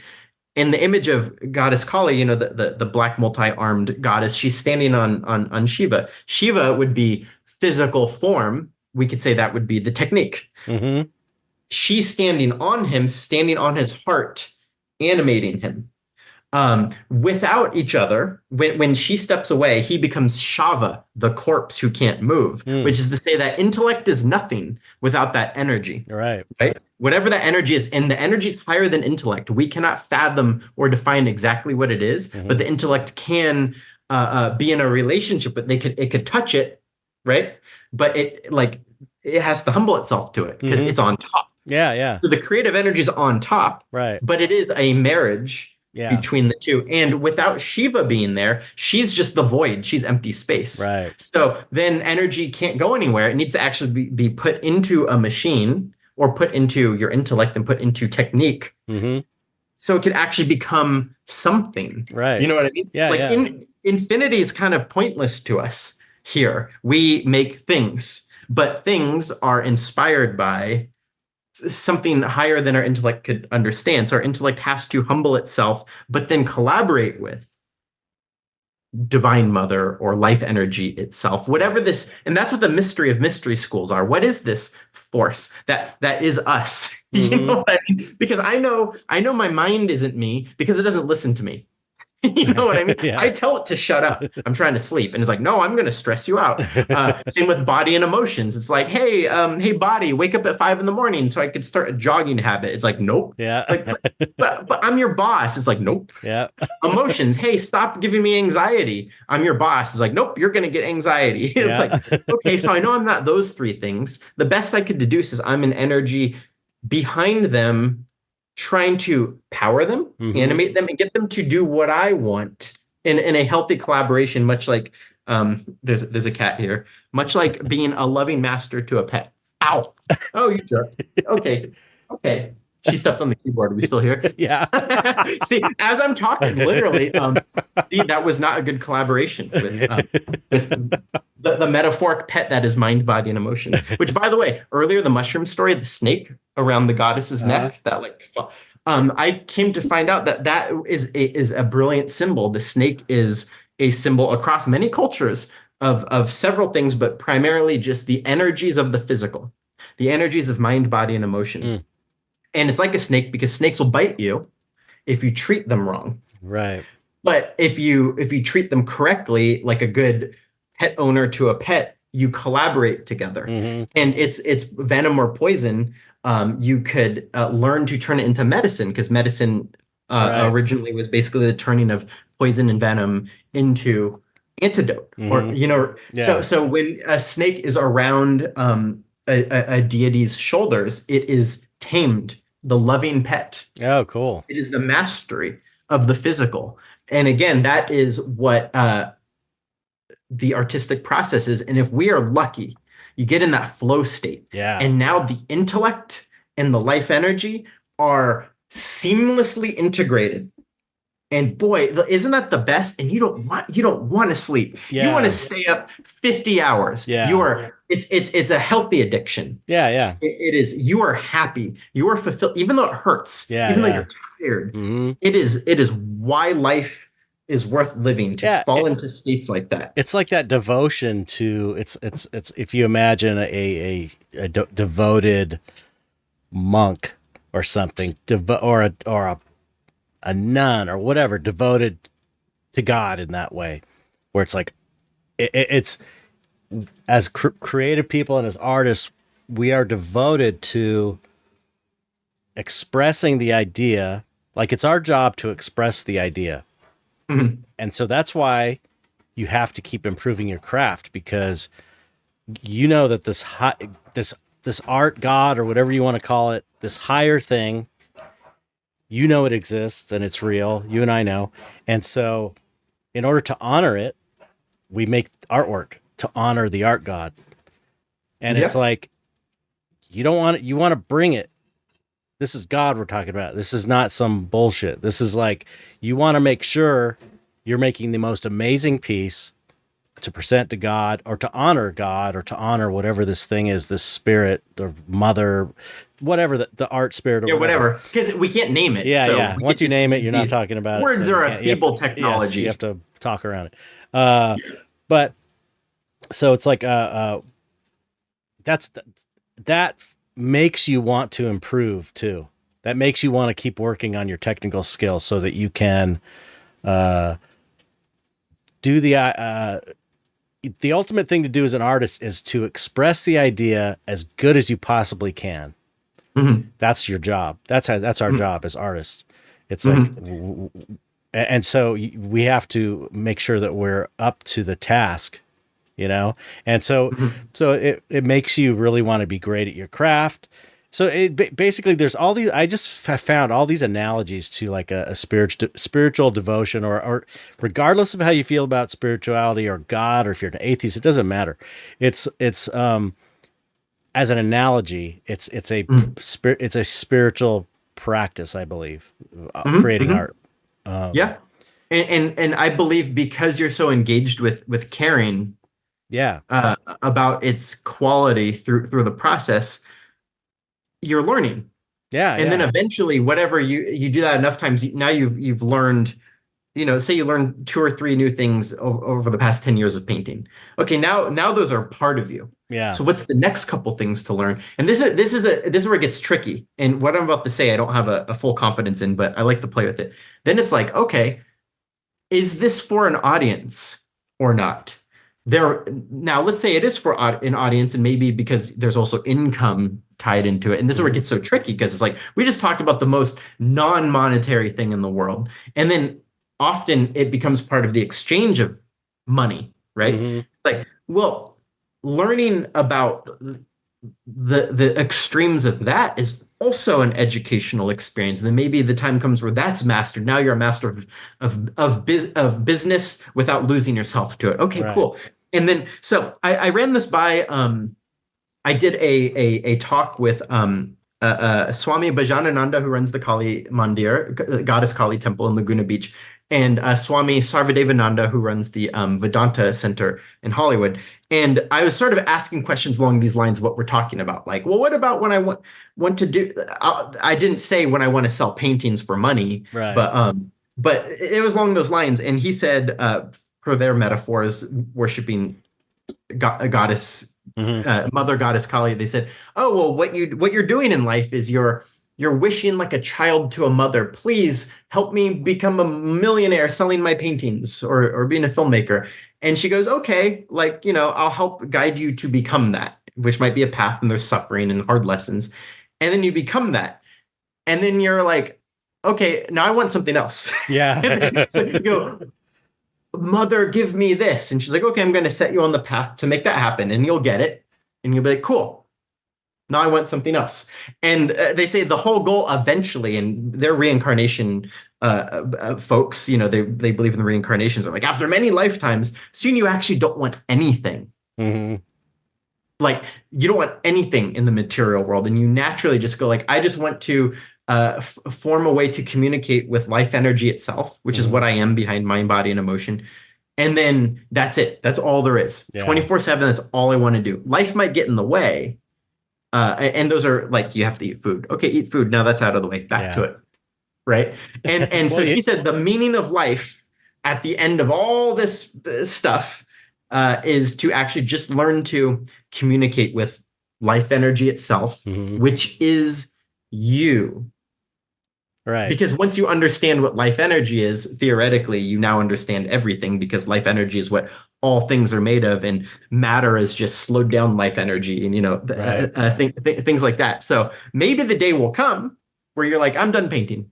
Yeah. Right. Or maybe not. Maybe it will be the direct path entirely to learning all things, which it also Yeah. could be. I mean, that's how it feels. And I have changed enough. I changed careers in the middle age, or 30, Mhm. not middle age, but your age probably, or at 33, Mhm. mid 30s, whatever, is when 33, Jesus years old. yeah, yeah, it was, that's when I was like, I'm going to be a painter. Uh-huh. But I think what the way I see it is, uh, it's like also your artwork. In the other way that it is like a spiritual thing, is your artwork is the it gives you access to your subconscious mind. And so For sure. you're, aside from uh just painting for fun and creating something, it's like, if you're, especially I think if you're, I don't know, I think for every artist that's really creating from their soul or from the source or whatever you want to call it, it it's teaching you something about yourself. It's like I can look at paintings from all through my life, and it's like I can tell what they're about. So it's like it's a way of learning about yourself. So not only are you're learning a craft to make this amazing piece, each piece is like a new key to the puzzle of who you are, you Right. know? Well, it's very fascinating, because what you're, touching your subconscious, touching these creative energies that are like kind of hidden from your intellect, because maybe it's bigger than your intellect. The intellect is like, oh, I could Yeah. only be grabbing little crumbs of it, and eventually I could smush the crumbs together. Mm-hmm. You know Yeah, what I mean? yeah. But one could say, well, what is the thing life seems to do when we zoom out? And this is also science. Atheism will also line up with the religious paradigm on this one. What does life seem to do? The life wave that seems to be pushing through all of Mother Nature, and we're just one piece of that.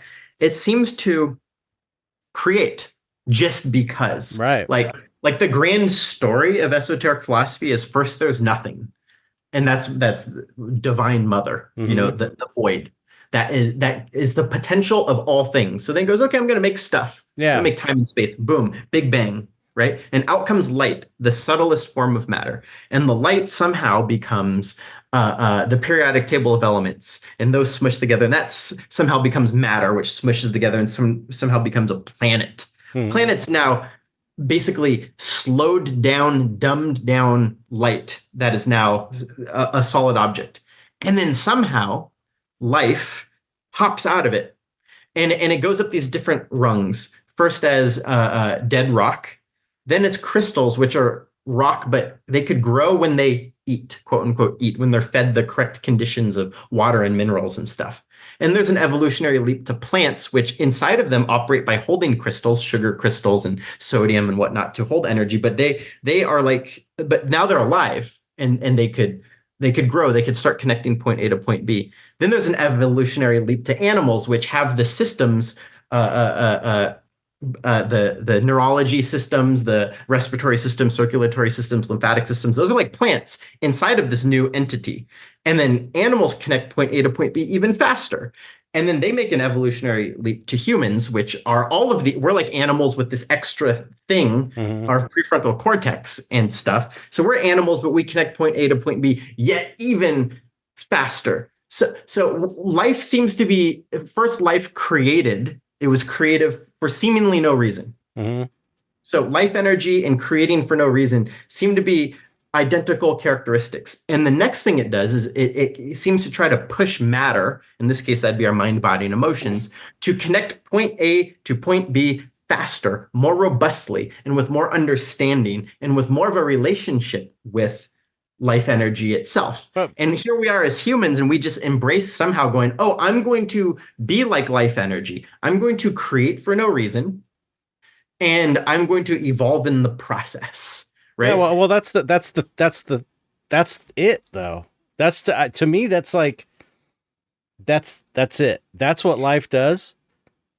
It creates, and Yep. everything happens to keep creating.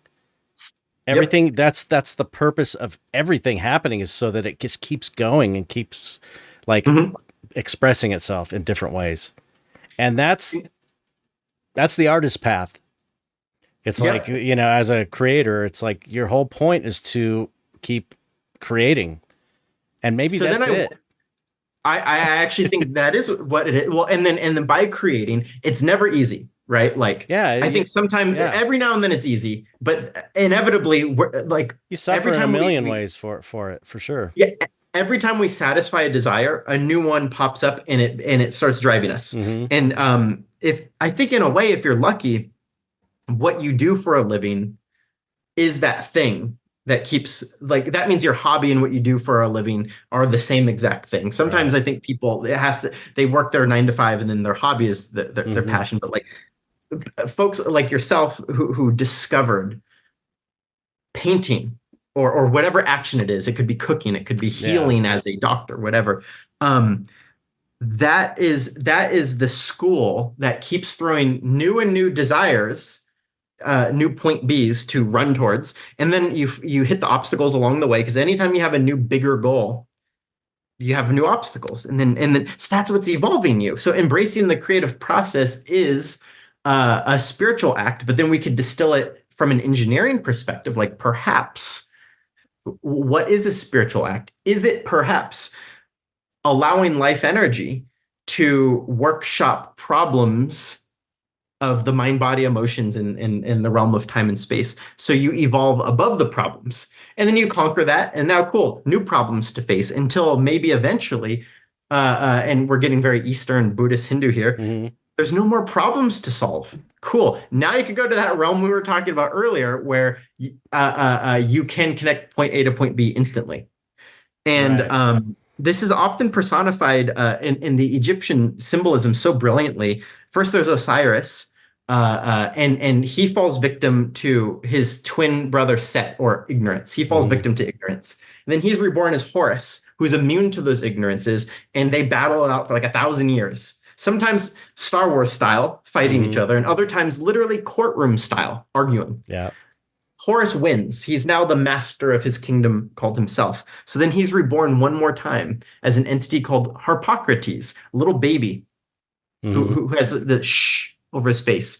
And then that's the peak form. That is, you've now overcome the sufferings and jadedness of learning all of these hard lessons. And now you could be like a baby again, which is open and curious, and has a pure relationship with Divine Mother, creative energies itself, life energies itself, but minus the naivete. All babies are wonderful, but they're dumb as fuck. You know what I mean? So to be not dumb, you have to go through all this stuff. Okay, now you're mastered, and you could be like a baby. And why the shh? Why the finger over the mouth? Because silence is a symbol of what is that, the peak state, the peak entity, the Divine Mother, the void, the epitome of life and creative energy itself, because that would be silence. And the reason we say silence is because you can't create it. You can't create silence. You can only remove noise. Right. So in essence, to be in relation to that silence is the learning to remove the noise of all existence, yet while existing. Right. Like, how can you shut up the noise of the mind, the noise of the body, the noise of the emotions, the noise of the IRS, the noise of the need to eat 3 meals a day? How can you reconcile all of that? So then you can have a relationship with the only thing that matters, which is that creative energy, that life energy, that urge that drives us to do stuff like paint. You know what I mean? Or make movies. And I know, I don't know a single painter, no matter how successful, who isn't dealing with still the bullshit problems of like commerce. You know what I mean? Yeah, that's just life. It's like, it's going to happen no matter what for most people, for anybody. Right. But That's the thing about like making money is you know, Mhm. you have to make money. And it's like, I really, don't, it's funny. I had this realization not long ago that, you know, cause I've always been trying to like get better financially. It's just been this, you know, common thread running through my life. Money equals freedom in so many Yeah, ways. yeah, So. yeah. And it's I just finally came to this realization that um I don't I really don't care about money beyond knowing that I don't have to worry about paying my bills. That's fucking Right. it. And Yeah. fixing my house, because I don't want, you know, that's like my one thing that I own is my house. Getting my Right. house painted, getting a new roof Yeah. so that my roof doesn't cave in. And it's Right. like, I don't go anywhere. I don't want to go to fancy parties. I don't want to drive a sports car around Mhm. and look cool. I don't give a fuck about any of that shit. I just want everything paid so I can focus on my artwork. That's what I Mhm. want. That's Mhm. why I want the money. Is Right. so I don't have to worry about that shit. And it's like Right. it's all about the art to me. So per It's a this means to an idea, end. life is a school, not a prison or a vacation. I think Albert Pike said that. Anyway, there's this idea that the great symbol of what we're talking about here is like, oh, but it's actually important. Like as part of the school that we're in, worrying about that shit, like your house, your physical health, paying the utility bill. The reason that unfortunate scenario exists is part of the education because Mm-hmm. we're born as a broken pillar, and we're trying to like assemble, and that's almost like our psychology and our control of mind, body, emotion, and our relationship to the world. And what we want to do, if we really perfect it, is we build the pillar, and the bottom of the pillar is touching earth, matter, Mm-hmm. all this, like the roof of Right. your house, the things we unfortunately have to worry about, entropy things that fall Right. apart, transitory things, so they're not necessarily real because they're not forever, where Right. energy is forever, right? So then the bottom of the pillar is standing on the material, and the top of it is touching the heavens. It's like that's what you're supposed to be, at least Right. while we're here. You Right. know what I mean? If you go by the rationale of Buddhist and Hindu monks, they actually reach a point where they kind of decide, they're like, I'm kind of done here. Right. I think I'll just die in 3 weeks, and they decide it, and their body like Right. just falls over 3 weeks later, and they go to the next thing, or or, Yeah. or whatever. But it's always almost kind of nice to know or subscribe to this theory that like the suffering of dealing with entropy in the material is always gonna be there. Like let's say you won the lottery. Mm-hmm. Okay, congratulations, you get $200 million. You're still gonna have material things to worry about. You're gonna Oh yeah. Then you have to worry about break your losing your ankle. money. Right. And Well, then and then and maybe the paying the bills part goes away, but then you get pneumonia. yeah, that's the thing. It's like It's like, there's always impending death. That's like yeah. no matter what happens, you're gonna die, and that will eventually become your worry. Yeah, and then and ultimately. then you'll still be painting, and I'm gonna make the assumption that even though you love painting, you still enter those realms where you're like, God, this is going horribly. I suck. I've lost Oh it. yeah, This thing's yeah. not going well. I should burn it. I should quit. So you're Oh still yeah, gonna yeah. deal with that shit. You Mm-hmm. know what I mean? Yeah, yeah, Like, yeah. or maybe even a worse curse is you never deal with that ever again, and now you're bored of it. And now you're like, now what do I do? I've mastered painting. I'm the greatest painter who ever lived, and everyone loves me, and I'm making billions of dollars. Now I'm bored. Right. And that boredom is an emptiness. You know Yeah, what I yeah. mean? Like, there's an interesting documentary. I wouldn't call it spiritual, but it's called Stutz, I think. It's on Netflix. Jonah Hill, the actor, made a documentary Oh about yeah. his Mm-hmm. therapist. Yeah, I've seen that. Mm-hmm. And I forgot a lot of the details, but one of them is you must acknowledge there will always be hard work and suffering. Yeah, yeah. You can't Definitely. get, like, at best, every now and then there's those days where it's like everything in life is going well. The project I was doing just finished. It was successful. I got paid and I cleaned the house and I'm feeling good. And you sit down and you could sit in that for like 20 minutes. And then guess what? Now I'm hungry. Yeah. uh-oh, now I have things to do, right? Yeah, Like yeah, there's always chores, there's always yeah. work, and work is suffering. So it's kind of interesting to go, well, that's just the way it is. It's like, all right, well, if I could just accept that, Yeah, then well, you can't win, and there's no answer. That's the one thing I always. That's the one thing I always come back to. There's no answer. You can't win. The game is rigged. It's like I'm of course, half joking, but it's like no matter what, you can't. But that's very Zen too. You can't. You can't escape it. You can't right. escape this. There's no way out. There's no way out. You outsmart reality in this way, and it's going to come and get you over here. And the only way to deal with it is just to accept it as it is, really, and be okay with And it as it is. You know. and that's why like I'm always playing with, well, what's the goal? And I don't know. Mm, Like I said, we've played with the idea that meaningful work and treating work as a evolutionary process seems to sound pretty good.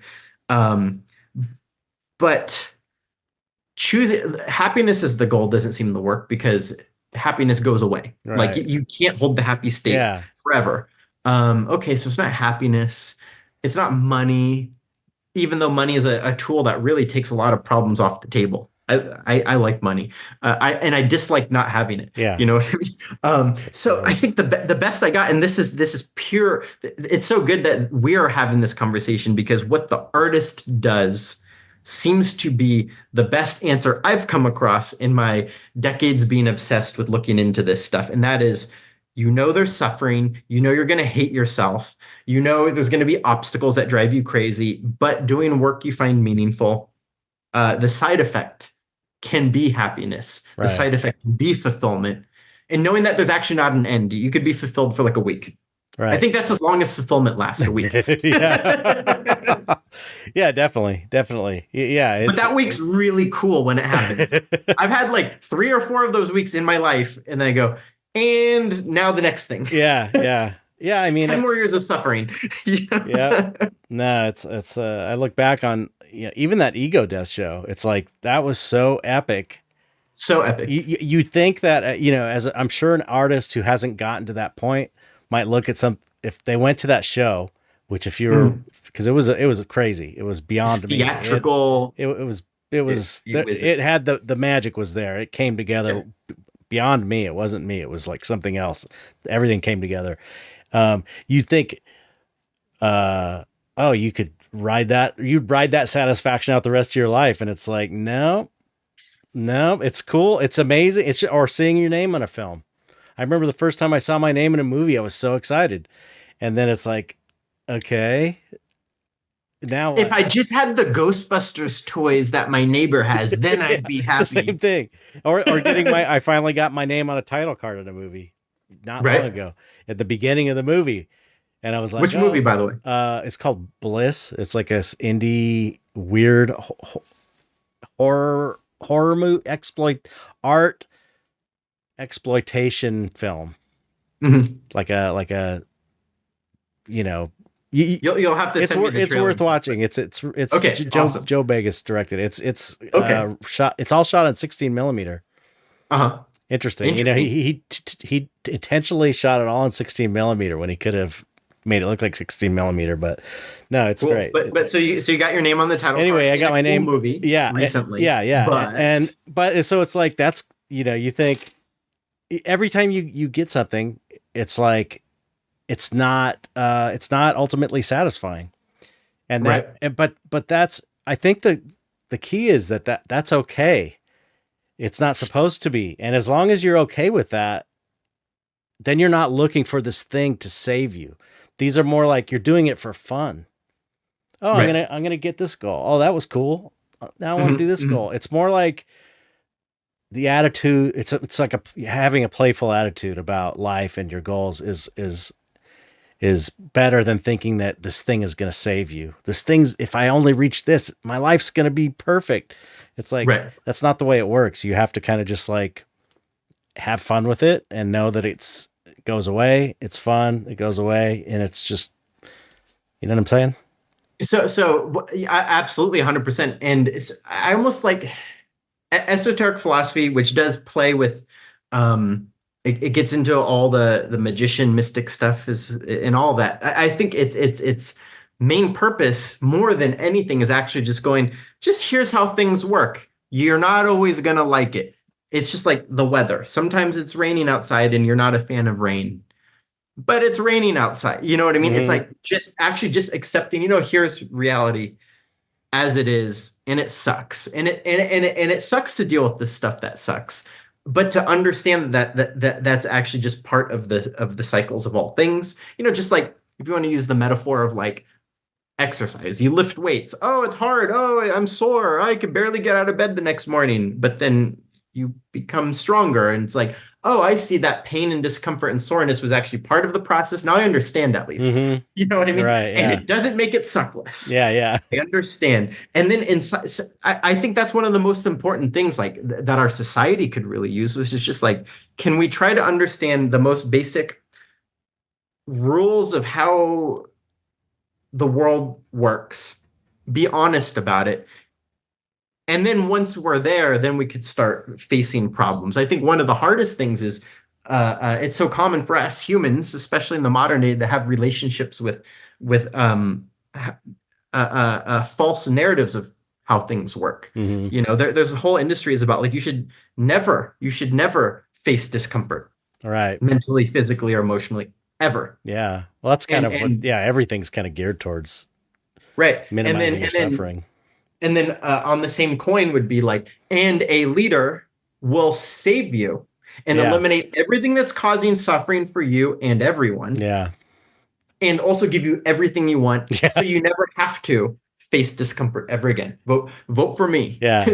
Stephen, 2024. It's so childish. It's so childish. And that opens the door up to then actually being manipulated. Yeah. And then once in the realm of manipulation, new hells arise. Yeah. You know what I mean? It's like, there's baseline hells that exist in reality, no matter what. Entropy, for one, the need that we have to absorb energy from other living things to exist. And those living things might just be plants, and that might be, that's a whole different ethical conversation. Right. But inevitably, you are consuming another living thing to exist, which is sort of a quasi-parasitic way to be. Well, that's unfortunate. Yeah. You know what I mean? That's we have enough to deal with, and if we could just face it honestly, and this is why these fun dorky conversations we have while eating pizza about philosophy and how the world works and mysticism and magic and all that stuff, it ultimately I think comes down to some very basic, blunt, common sense stuff. Yeah. That's the childlike mind you come back to in the end. I think is that it's all the simple stuff you learned when you're a kid, basically. And it's like you have to go through and test everything and then make it all complex. And then you get back to these, these Buddhist enlightened masters are just like giggly, fun, chill guys who are just like, whatever. Osiris, the Horus, the Harpocrates, or sometimes they say from cradle to cross to crown to cradle. Cradle, you're a baby, right. You're dumb, but you're loving. Oh, I got to learn things the hard way. Oh, that's the cross. I'm being crucified on the cross represents materiality, right? The four elements. Okay, I'm suffering on it as I learn my lessons. Oh, I've now died to this and transcended it. Right. Now I'm above it. Oh, I have the crown. I'm now the king of my city called me. And now only then can I be like a baby again and be happy and giggly. And those monks generally are that way because they don't got to worry about a lot of stuff. They don't even have the roofs to worry about leaking necessarily. Right. Yeah. Although I have yet to ever meet in my life anyone, including I've been around a lot of monks and nuns of every paradigm. I've yet to come across one who is completely removed from materiality. Like they might live in caves. They might, like I actually know a dude who lives in a cave. Wow. But that cave is on property that costs money. You know what I mean? So there is always, God, you can't escape it. You can't, they say Saturn is the symbol of the epitome of the physical. And they say that because that's the farthest planet you could see with the naked eye. Right. Like that's where the symbolism kind of came from. There might be more to it, but the symbolism of Saturn deduced is the great drill sergeant who's the great CrossFit trainer who's trying to teach you to then be stronger than him. And and that's the physical existence. You know what I mean? Right. So I guess weirdly enough, one of the best things we could do about it is do what you're doing. Find our version of painting. Yeah, Maybe. exactly. Also, every single thing I just said, I stand by it with confidence, but I don't know. I don't know. Exactly. I might be full of shit. It might be every single thing I just said is dumb. And we didn't get into it too much, but I do like the symbolism in art history that tries to explain this stuff. So that's the best I got. Yeah, You know what I mean? We're at past an hour 40. Okay, I gotta let you go. But hopefully you'll come back on again, because there was anytime you want. Okay, I love this. Let's set it. Well, after this, we'll set up a part 2, because there was a whole bunch of other stuff that I wanted to talk to you about. Dark art symbology. There's a lot that we didn't cover. So let's do that. Love it. We'll do Whenever that. you want. Okay, excellent. So, all right, let's wrap it up then. Thank you so much for coming on the podcast. Super enjoyed talking to you, like I knew I would. Like when we have pizza. Yes. The only thing left to do is you have to say goodbye to everybody. So we customarily say goodbye to the audience in whatever way you would like. Thank you and goodbye. Thanks everybody for listening.